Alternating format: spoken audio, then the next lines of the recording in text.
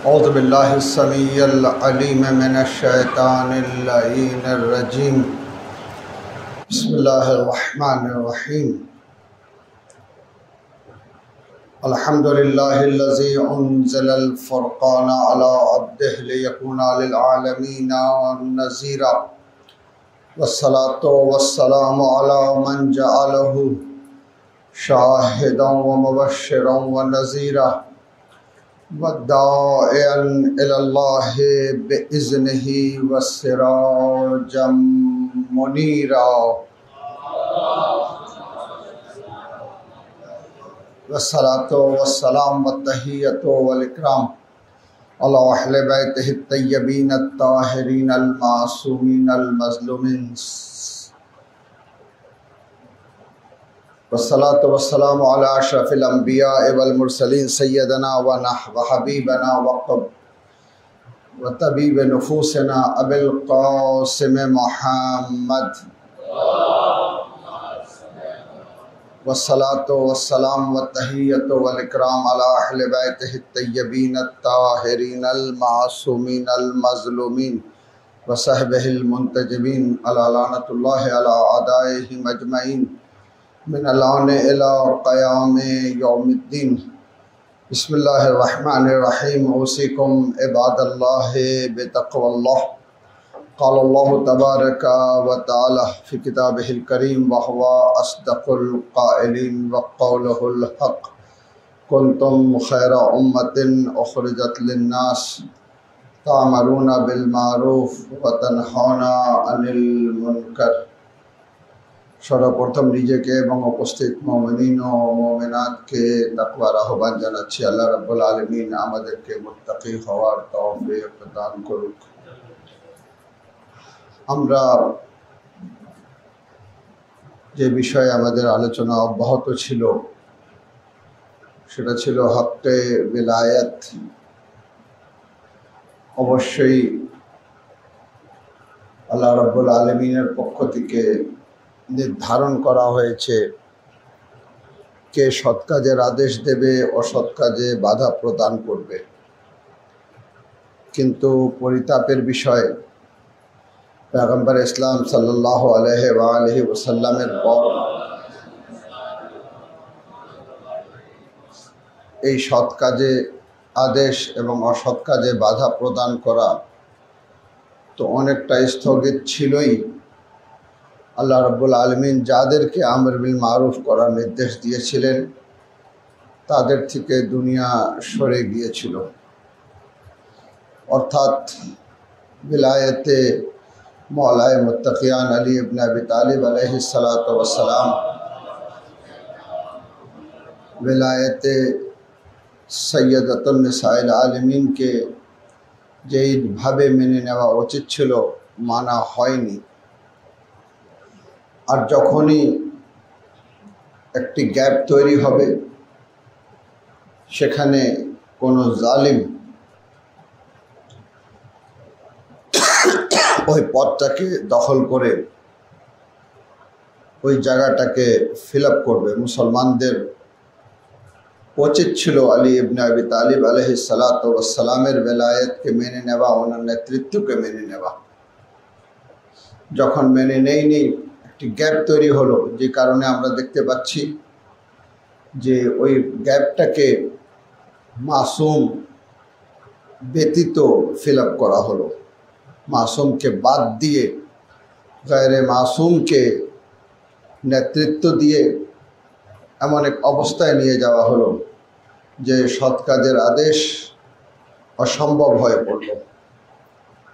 আমরা দেখতে পাচ্ছি যে এই কারণে 61 হিজরিতে ইমামে হুসাইন আলাইহিস সালাতু ওয়াস সালাম, বরং 60 হিজরিতেই মদিনা থেকে বের হওয়ার সময় তিনি বলেছিলেন উরিদু আমারা বিল মারুফ। এই কথা বলাই অর্থ হচ্ছে যে সৎ কাজের আদেশ যেই মাত্রায় থাকা উচিত ছিল সেই মাত্রায় থাকেনি। না থাকার কারণে জালিম মাথা চাড়া দিয়ে উঠল এবং জুলম সীমা অতিক্রম করে মাত্র 50 বছরের মধ্যে কারবালার মতো মর্মান্তিক ঘটনা ঘটে গেল। এখন যদি আমরা বলি যে রাসূলের ভবিষ্যৎবাণী ছিল যে এরকম একটি ঘটনা ঘটবে, তাই বলে কি আমাদের নীরব থাকা আমাদের দায়িত্ব? বনী ইসরাইলের উপরে আজ পর্যন্ত সমস্ত ঈমানদাররা, ফেরেশতারা, আল্লাহ স্বয়ং নিজে লানত করে থাকেন। প্রত্যেকে কি হত্যাকাণ্ডের সাথে জড়িত ছিল? বনী ইসরাইলের প্রত্যেকেই কি আম্বিয়াদের হত্যা করেছিল, নাকি হত্যাকারী একটি দল ছিল? তো পুরো বনী ইসরাইলকে কেন দোষারোপ করা হচ্ছে? দোষারোপের কারণ হচ্ছে এটা যে তারা হত্যা না করলেও তাদের নীরবতা হত্যাকারীদেরকে সমর্থন জুগিয়েছিল। ইমামে হুসাইন, তিনি যে বেলায়েতের আসনে, তিনি যে কায়নাতের ইমাম, তিনি যে ফাতেমাতুজ জাহরা সালাওয়াতুল্লাহ আলাইহার কলেজার টুকরো, তিনি যে ইমামতের আসনে রয়েছেন, ওনাকেই আল্লাহ রাব্বুল আলামিন অধিকার দিয়েছেন সৎ কাজের আদেশ ও সৎ কাজে বাধা প্রদান করা। সেই ইমামে হুসাইন আলাইহিস সালাতু ওয়াস সালামকে কারবালায় তৃষ্ণার্ত অবস্থায় জবাই করা হলো। আর উম্মত নির্ধারণ করলো যে আমাদের নীরব থাকাই ভালো। আর খুব বেশি বলতে গেলে এতটুকু বলে দিলাম মুখে যে হুসাইন হকে ছিলেন, হয়ে গেল, ওয়াসসালাম। রহস্য কি? আপনি দেখেন আদালতে একটি কেস গেলে সাথে সাথে সমাধান হয় না। কোন একটা হত্যাকাণ্ড ঘটলে সাথে সাথে হত্যাকারীকে শাস্তি দেওয়া হয় না, তাকে রিমান্ডে নেওয়া হয়, তার সাথে অনেক আলোচনা করতে হয়, তার উপরে চাপ প্রয়োগ করতে হয়। তোমার পিছনে কারা ছিল? কে অস্ত্রদাতা ছিল? কে নির্দেশদাতা ছিল? কেন তোমার সাহস হলো? তোমার পিছনে কারা ছিল? পরিকল্পনাকারী কারা ছিল?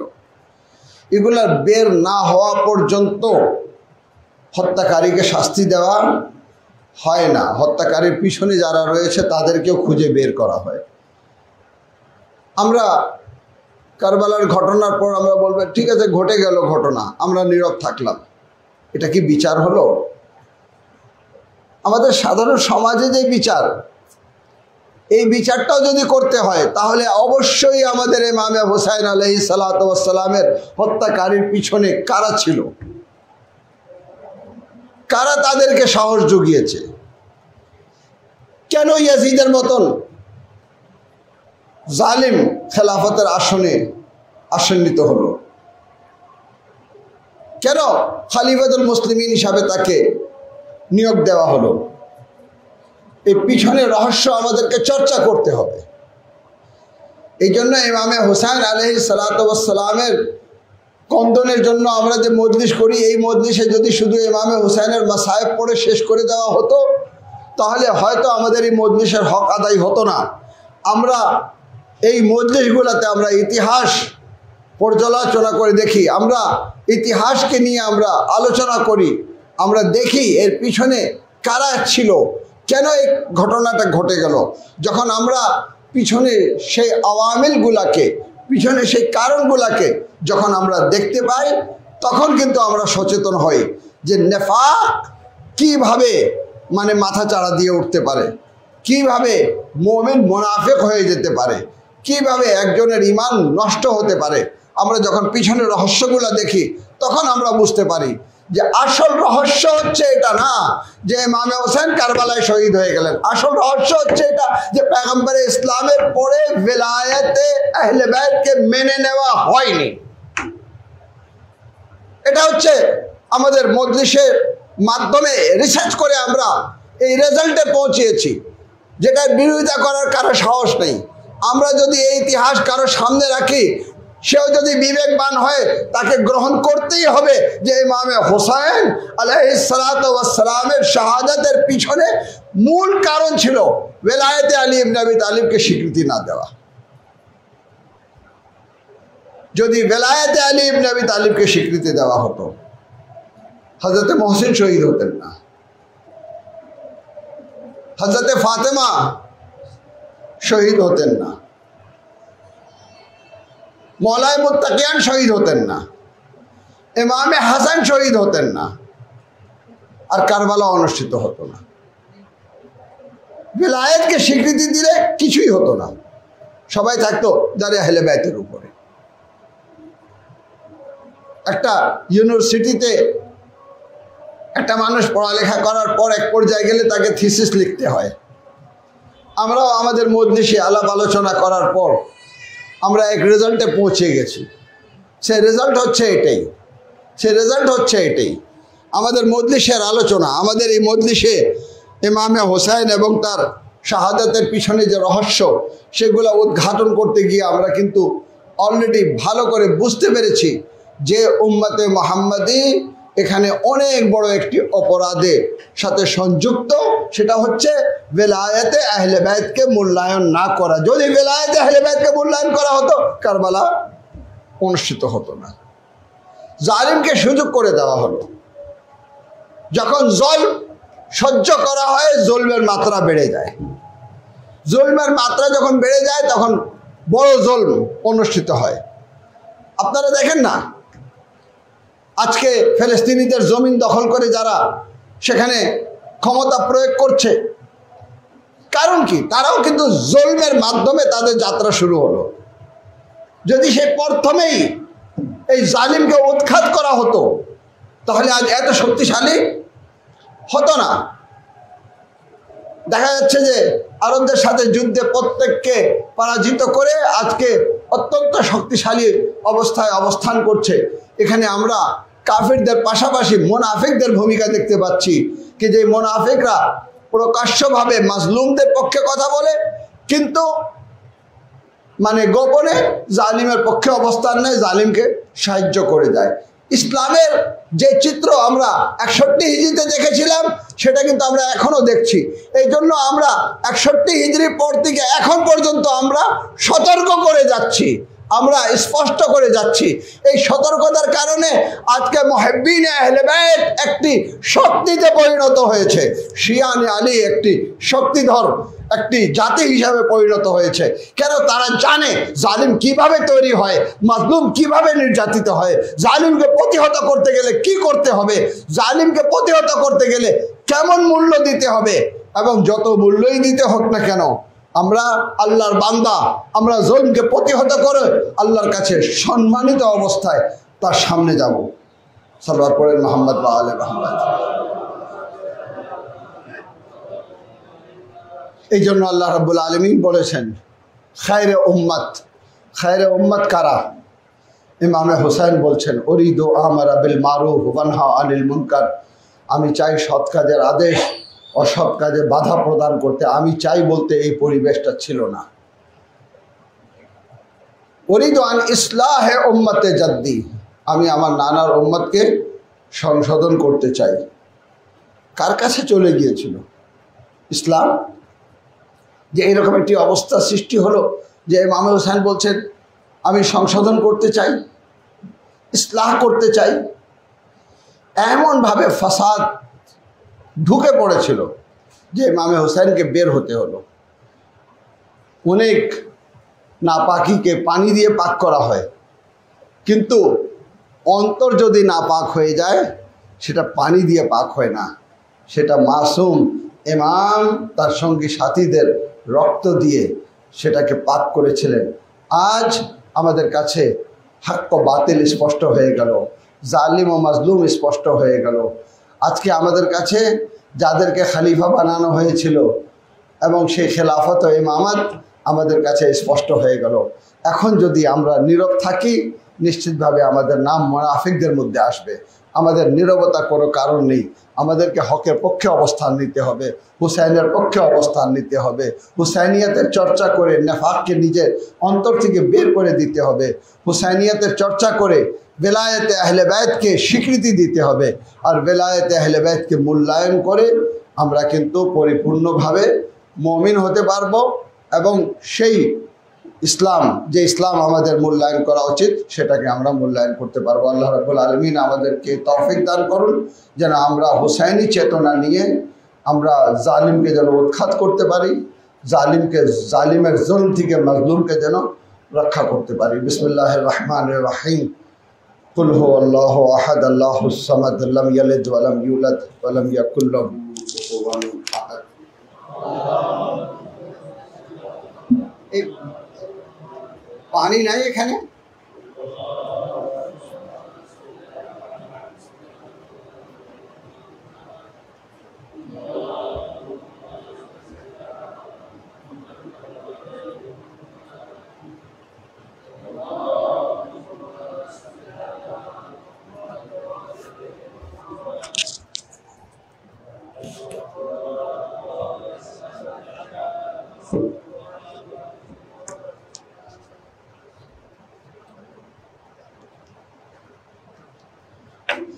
أعوذ بالله السميع العليم من الشيطان اللعين الرجيم بسم الله الرحمن الرحيم يا أسمع السامعين يا أبصر الناظرين يا أسرع الحاسبين يا أحكم الحاكمين يا خالق المخلوقين يا رازق المرزوقين يا ناصر المنصورين يا أرحم الراحمين يا دليل المتحيرين يا غياث المستغيثين أغثني يا مالك يوم الدين إياك نعبد وإياك نستعين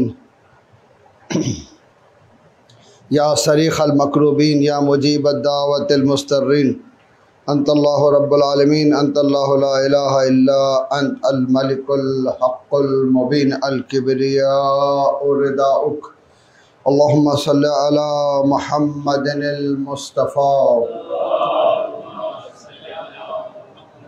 وعلي المرتضى وفاطمة الزهراء وخديجة الكبرى والحسن المجتبى والحسين الشهيد بكربلاء وعلى علي بن الحسين زين العابدين ومحمد بن علي الباقر وجعفر بن محمد الصادق وموسى بن جعفر الكاظم وعلي بن موسى الرضا ومحمد بن علي التقي وعلي بن محمد النقي والحسن بن علي العسكري والحجة القائم المهدي الإمام المنتظر صلوات الله عليهم أجمعين اللهم وعلى من والاهم وعاد من عاداهم وانصر من نصرهم واخذل من خذلهم والأن من ظلمهم وأجل فرج آل محمد وانصر شيعة آل محمد وارزقني رؤية قائم آل محمد واجعلني من أتباعه وأشيائه والراضين بفعله برحمتك يا أرحم الراحمين আবার নিজেকে এবং উপস্থিত মুমিনিন ও মুমিনাতকে তাকওয়ার আহ্বান জানাচ্ছি। আল্লাহ রাব্বুল আলামিন আমাদেরকে মুত্তাকি হওয়ার তৌফিক দান করেন। ইমাম রেজা আলাইহিস সালাতু ওয়াস সালাম তার সাহাবী ইবনে শাবিবকে যখন দেখলেন তখন বললেন ইবনে শাবিব ইন কুনতা বাকিয়ান ফালিয়াবকি আলাল হুসাইন আলাইহিস সালাতু ওয়াস সালাম।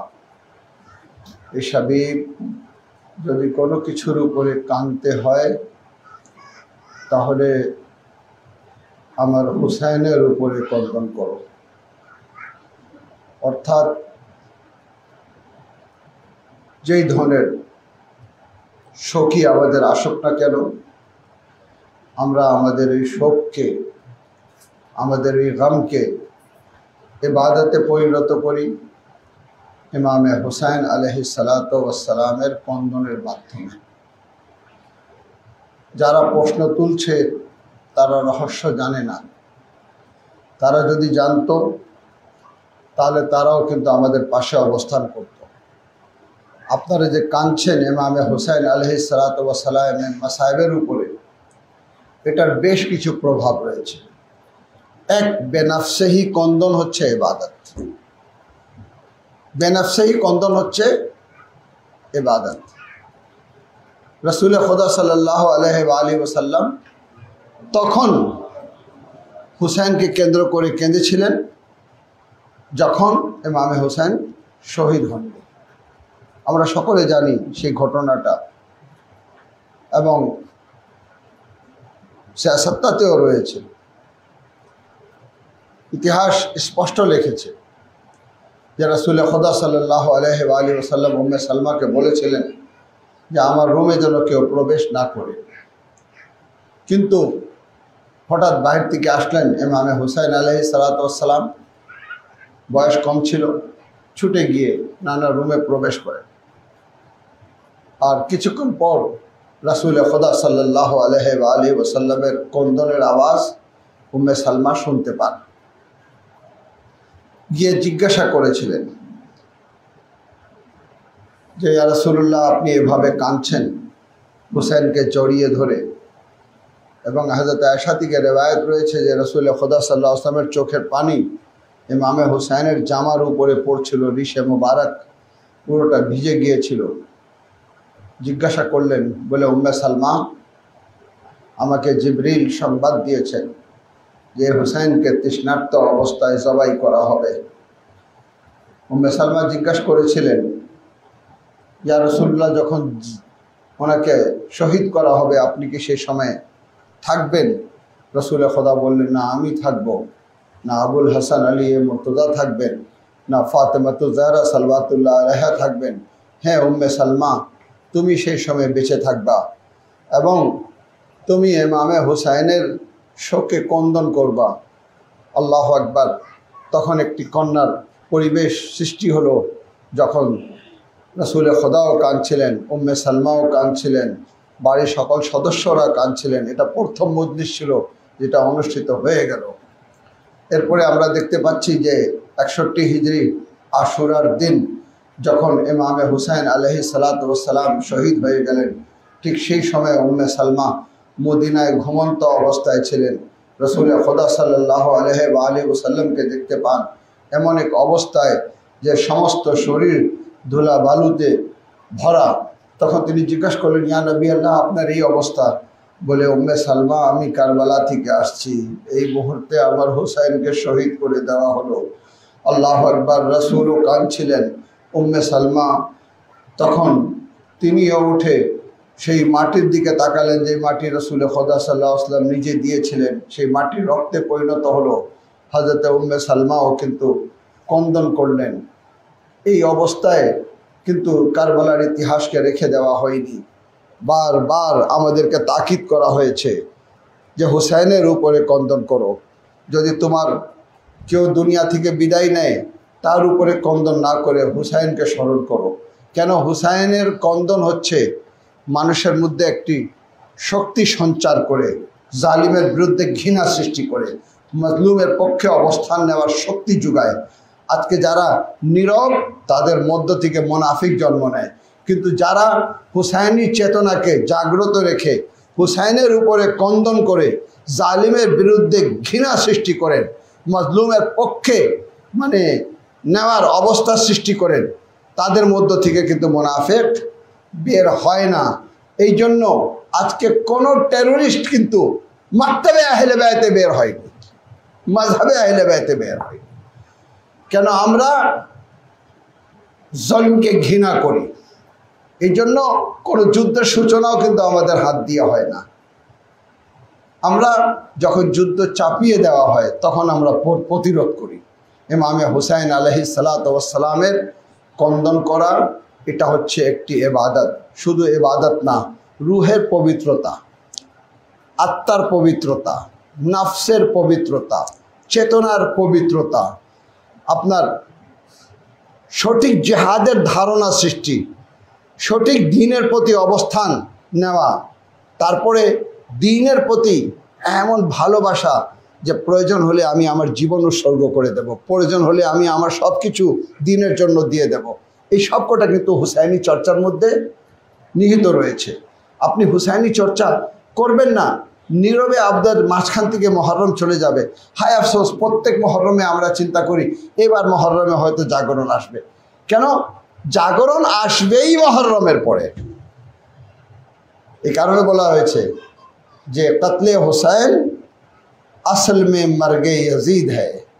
ইমামে হুসাইনের কাতল আসলে ইয়াজিদের মৃত্যু। ইয়াজিদ ধ্বংস হয়ে গেল, ইসলাম জিন্দা होता है हर करबला के बाद। ইসলাম, আমি তো এইভাবে বলি যে ইসলাম জিন্দা हो चुका बस करबला के बाद। ইসলামের জাগরণ এসেছে কারবালার পরে। সে হুসাইনিয়তের চেতনাকে যখন আপনি আলোচনা করবেন, আপনার মধ্যে ইসলামের স্পিরিট জন্মাবে এবং আপনার মধ্য থেকে মুনাফিকরা আস্তে আস্তে বের হয়ে পড়বে। যেখানে চর্চা রয়েছে সেখানে মুনাফিককে চিহ্নিত করা অত্যন্ত সহজ, যেখানে চর্চা নেই সেখানে কিন্তু মুনাফিককে চিহ্নিত করা অত্যন্ত কঠিন। আমরা কিন্তু যে কেউ আসে আমিরুল মুমিনিন বলে বসি, এই তো খলিফা ডাক দিল, এই তো আলহামদুলিল্লাহ আলহামদুলিল্লাহ, ঠিক আছে, সিরিয়ায় বাশারুল আসাদের পতন হলো, আলহামদুলিল্লাহ, সবাই আলহামদুলিল্লাহ। এখন কি হলো? এখন খেলাফত প্রতিষ্ঠা হতে যাচ্ছে। কিন্তু যখন দেখা গেল যে আসলে জালিমের বন্ধু হিসাবে তাকে নিয়ে আসা হয়েছে, যাকে নিয়ে আসা হয়েছে সে কিন্তু অলরেডি সেই জালিমদেরই একজন, তাদেরই মনোনীত, তাকে লালন পালন করে এই পর্যায়ে নিয়ে আসা হয়েছে। এখন আস্তে আস্তে বুঝতে পারছেন, আস্তে আস্তে বুঝতে পারা, এটাই তো হচ্ছে সমস্যা।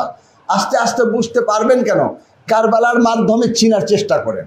যখন কারবালার মাধ্যমে চিনবেন, জালিমকে চিনতে আর বেশি সময় লাগবে না।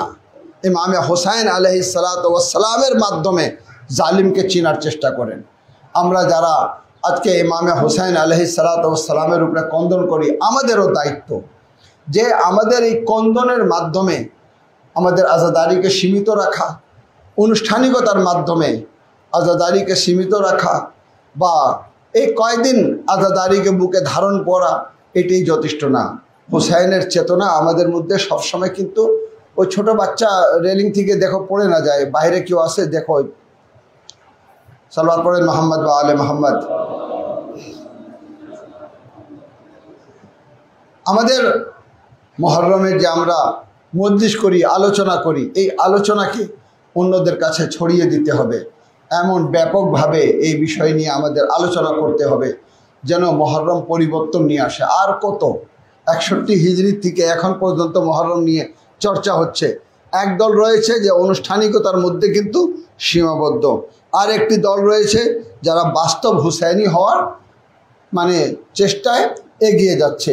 তার আসল চেহারা আমরা দেখতে পেরেছি হাসান নাসরুল্লাহর মাধ্যমে, সেই আসল জেহাদের চেতনা আমরা দেখতে পেরেছি আজকে আমাদের ইরানি যোদ্ধাদের মাধ্যমে, যারা জীবন উৎসর্গ করে দিয়ে হুসাইনি চেতনাকে বুকে ধারণ করে একটি বাস্তব যুদ্ধের দিকে অগ্রসর হয়েছে। যেই যুদ্ধ ইসলামকে নিজাত দেবে, যেই যুদ্ধ ইসলামকে সম্মানিত করবে।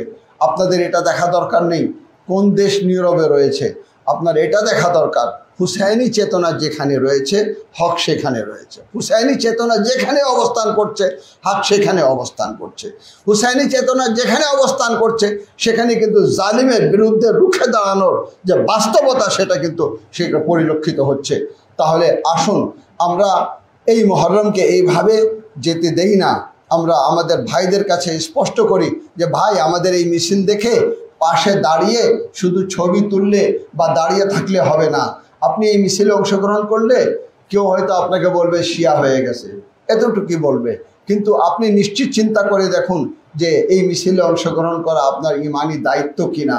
আপনি এই মিছিলে অংশগ্রহণ করে पैगम्बर इस्लाम सल्लल्लाहु अलैहि वसल्लमকে ভালোবাসছেন কিনা, আহলে বাইতে আতহারের প্রতি যে ভালোবাসা তা বহিঃপ্রকাশ ঘটছে কিনা।